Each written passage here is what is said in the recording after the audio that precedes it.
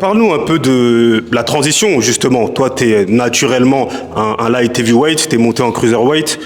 Comment s'est faite la transition et surtout, qu'est-ce qui a motivé ce choix de grimper? En fait, de base, light heavyweight, ça a toujours été dur pour moi, même en amateur. Ok. Je suis quelqu'un qui est hors compétition, on monte jusqu'à 105 kg. En pro, il faut faire 79 kg. Donc, je me suis toujours entraîné lourd. Toutes mes prépas, j'étais à 95, 92. Des fois, je mettais les gants avec des light heavy, des creuseurs.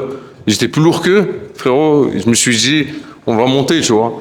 Dans le coin, la chance que j'ai, c'est d'avoir Saïdji Coupé, qui était champion d'Europe Silver, avec qui on tourne énormément. J'ai tourné avec Leonardo Moschea, qui était champion d'Europe, qui est 3e mondial WBA. Et même à l'INSEP, j'ai toujours tourné avec les creuseurs. Donc je suis habitué. Allez, le champion de France des mi-lourds 2019 ici qui pourrait terminer avec Panache, membre de l'équipe de France. Voilà, très bien. Et comment toi, justement, tu juges le niveau global de cette catégorie, les noms qu'il y a? Est-ce que tu te vois dans un futur proche te faire une vraie place dans cette catégorie? En fait, avant de monter de catégorie, j'ai étudié un peu la KT.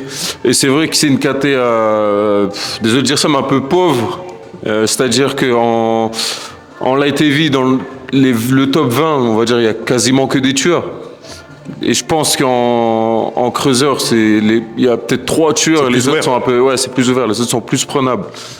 Donc c'est pour ça, c'est aussi une chose en plus du poids que je fais hors compétition qui m'a dit de monter, quoi.